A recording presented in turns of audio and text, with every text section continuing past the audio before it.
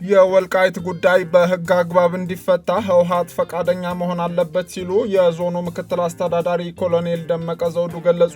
ኢትዮጵያ የአፍሪካ ህብረት የሰላምና ደህንነት ምክር ቤት አባልነቷን ዛሬ በይፋ ትጀምራለች።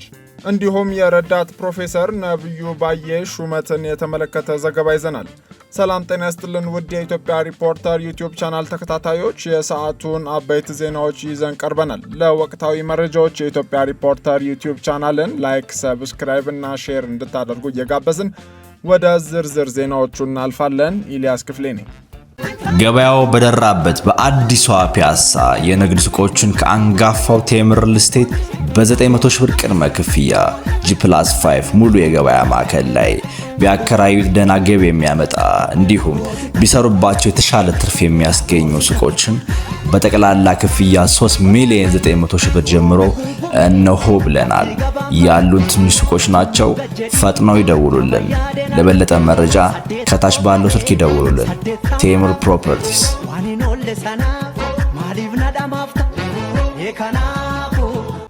ረዳት ፕሮፌሰር ነብዩ ባዬ የባህልና ስፖርት ሚኒስትር ዴኤታ ሆነው ተሾሙ።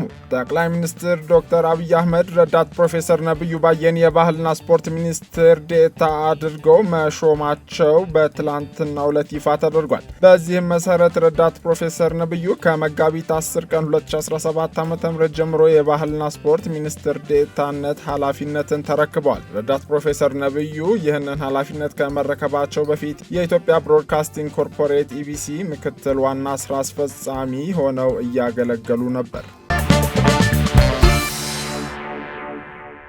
የወልቃይት ጉዳይ በህግ አግባብ እንዲፈታ ህወሓት ፈቃደኛ መሆን አለበት ሲሉ የዞኑ ምክትል አስተዳዳሪ ኮሎኔል ደመቀ ዘውዱ ገለጹ። በወልቃይት ጠገዴ ሰቲት ሁመራ ዞን አብሮነት ለዘላቂ ሰላም በሚል መሪ ሐሳብ ከሰሞኑን የዞኑ አመራሮች ከትግራይ ተወላጆች ጋር ውይይት ማካሄዳቸው ተገልጿል። በውይይት መድረኩ ላይ የሁመራ ከተማ አስተዳደር ከንቲባ አቶ በላይ ፈለቀ ህወሓት የፈጸመውን ግፍና በደል በግልጽ ማውገዝ አለብን፣ ህወሓት የፈጸማቸውን በደሎች በመደበቅ ሰላም ማምጣትና አብሮ መኖር አይቻልም ሲሉ መናገራቸውን የአማራ ክልል መገናኛ ብዙሃን ዘግቧል። የመድረኩን አስፈላጊነት እንዲሁም በፕሪቶሪያ ስምምነት አወዛጋቢ የተባለው አካባቢ ዕጣ ፈንታና የተፈናቃዮች ጉዳይን በዝርዝር ለመጠየቅ ሪፖርተር የወልቃይት ጠገዴ ሰቲት ሁመራ ዞን ምክትል አስተዳዳሪና የሰላምና ጸጥታ መምሪያ ኃላፊ ኮሎኔል ደመቀ ዘውዱን እንዲሁም ለዞኑ ዋና አስተዳዳሪ አቶ አሸተ ደምለው የእጅ ስልክ በመደወል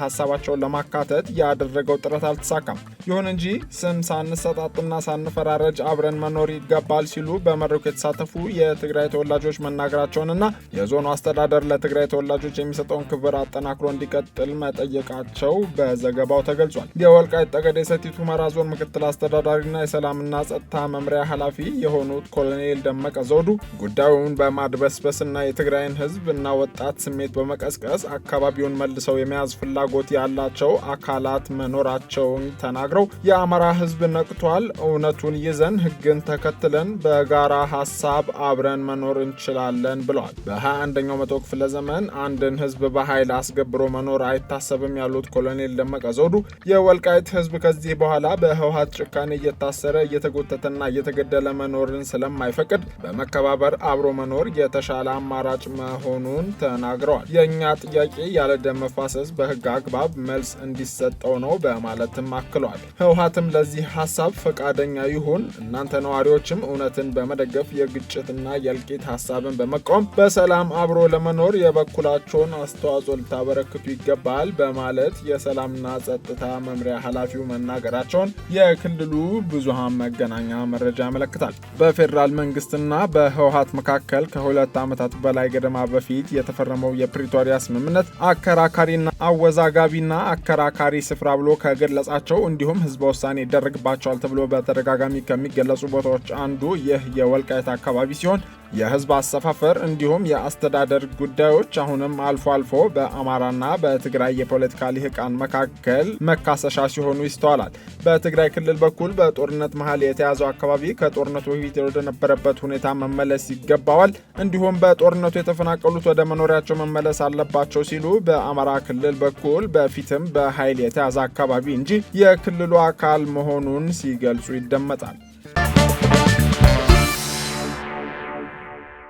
ኢትዮጵያ የአፍሪካ ህብረት የሰላምና ደህንነት ምክር ቤት አባልነቷን ዛሬ በይፋ ትጀምራለች። ኢትዮጵያን ጨምሮ አዲስ የአፍሪካ ህብረት የሰላምና ደህንነት ምክር ቤት አባላት ከተሰናባች ሀገራት ቦታቸውን የሚረከቡበት ስነ ስርዓት በዛሬው ዕለት በታንዛኒያ አሩሻ ይካሄዳል። የአፍሪካ ህብረት የስራ አስፈጻሚ ምክር ቤት በየካቲት ወር 2017 ዓ.ም ባደረገው 46ኛ መደበኛ ስብሰባ ኢትዮጵያን ከምስራቅ አፍሪካ፣ ስዋቲኒን ከደቡባዊ አፍሪካ፣ ካሜሮንን ከማዕከላዊ አፍሪካ እንዲሁም ናይጄሪያን ከምዕራባዊ አፍሪካ የህብረቱ የሰላምና ደህንነት ምክር ቤት አዲስ አባላት አድርጎ መርጦ ነበር። ኢትዮጵያና ስዋቲኒ የአፍሪካ ህብረት የሰላምና ደህንነት ምክር ቤት እንደ አውሮፓውያን አቆጣጠር ከ2025 እስከ 2027 የቆይታ ዘመን አባል እንዲሆኑ ተመርጠዋል። ጅቡቲ፣ ናሚቢያና ሞሮኮ ተሰናባች የምክር ቤቱ አባል ሀገራት ሲሆኑ የመተዋወቂያ መርሃ ግብሩ በይፋዊ የአባልነት ርክክቡ አዲስ ሀገራት ስለ ምክር ቤቱ የስራ ኃላፊነት ተግባራትና የአሰራር ማዕቀፎች በሚገባ እንዲረዱ የማድረግ ዓላማ አለው ተብሏል።